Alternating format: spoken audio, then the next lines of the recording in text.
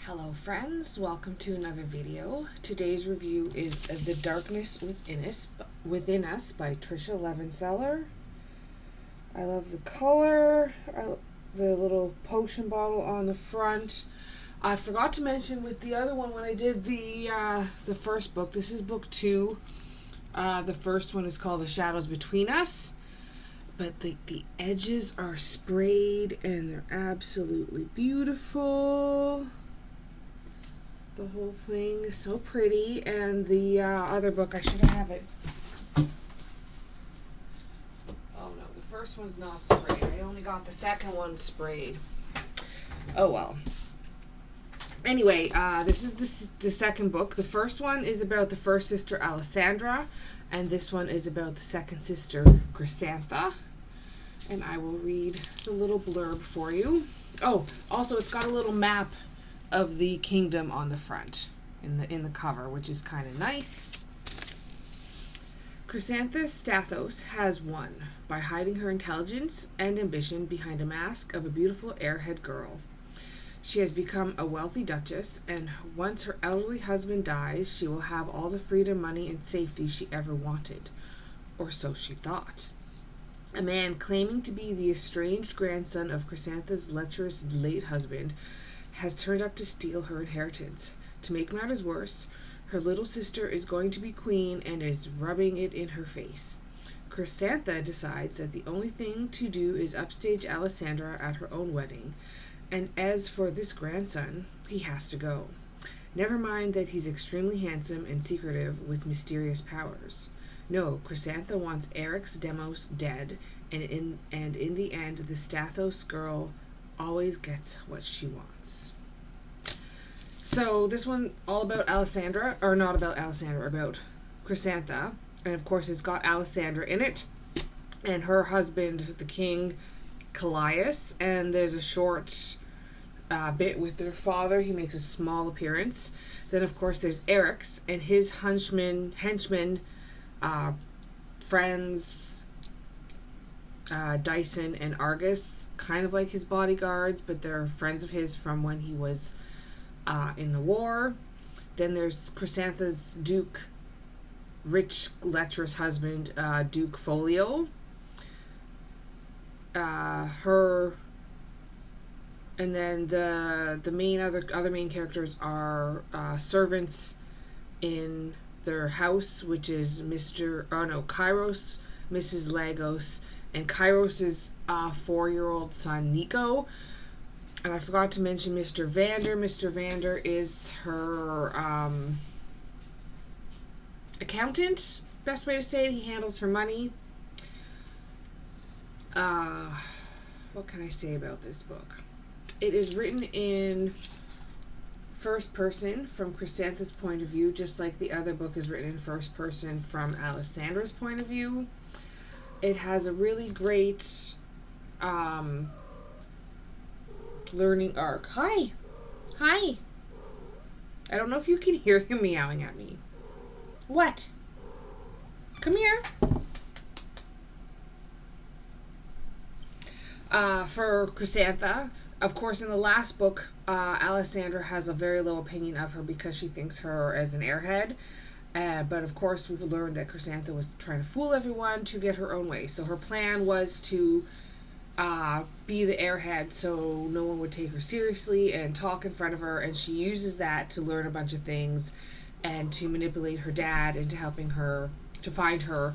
She finds this rich old duke who's on his deathbed who apparently has no heirs. So when he dies, she has all the money and she's by herself and she can do what she wants. She doesn't have to worry about society. She doesn't have to there's no expectations on her at this point. And that's her goal. She just wants to be left alone. Where Alessandra wanted power and money and to rule, she wanted that power. Chrysantha wants the opposite. She just wants to be left alone. And Eric's has some big secrets that he's trying to hide, and because Chrysantha just wants him gone, she doesn't really care that much, if that makes any sense. But she's really smart, and she's she's got a good learning curve. This one, you see her grow and change. There's a good, her and Alessandra obviously have a good, they fix their relationship basically. Oh, that's a small spoiler, but I figure that one's not that serious. Most people would figure out that her and her sister end up having a much better relationship.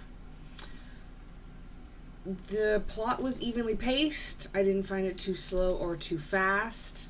It is not particularly spicy. It's another one of those closed doors, but I would still say 16 plus because they do talk about inappropriate things. Not like in detail, but like, yeah, things are discussed, but it's not really full detail like full smut. But yeah, 16 plus. Definitely a few twists thrown in that I wasn't expecting, but in a good way. I didn't feel like it was super predictable, except for like the main, obviously, you know, that they're going to end up happy together, right? There's some things that didn't seem quite right, like certain people's reactions. They just seemed kind of like people in the characters in the book. It seemed a little off for how we know them, but still not bad. Didn't give me overly strong emotions, but I was definitely happy and excited at certain points. Get a little squeal and a kick, you know, like happy things happening, good things happening, kind of thing. But no tears. It wasn't no sad moments. I can't think of anything it compares to right now. Like I said, the first one really reminded me of The Selection, but this one's definitely different than that. No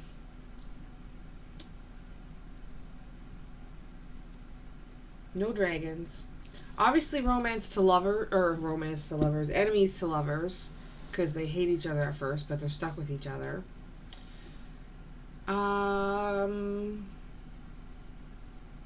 Yeah, that's all I can think of off the top of my head. That wasn't very good.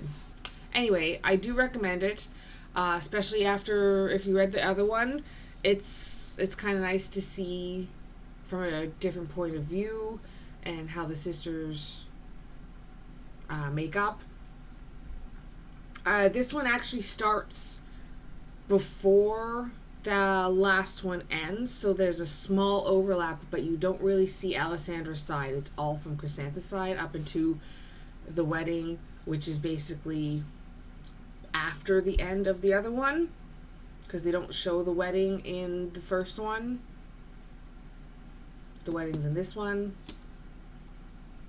and that wedding is near probably around halfway through this one. Anyway, I do recommend it. I would give it a 3 out of 4 stars. It was definitely an excellent book. Definitely drew me in. Great characters, great plot, good writing. Nothing really stood out to me though, but I did enjoy it. I definitely finished it. I'm so glad I own it because well, for one, it's super pretty and I can lend it out to people. May or may not reread these two because I really did enjoy them, but I wouldn't call them, they're not 5 stars, but they were really good. I do recommend them. It was a fun read with some romance thrown in and getting to know the sisters a little bit better. I hope you liked that review, The Darkness Within Us. Please like and subscribe, and I will see you guys all in the next video.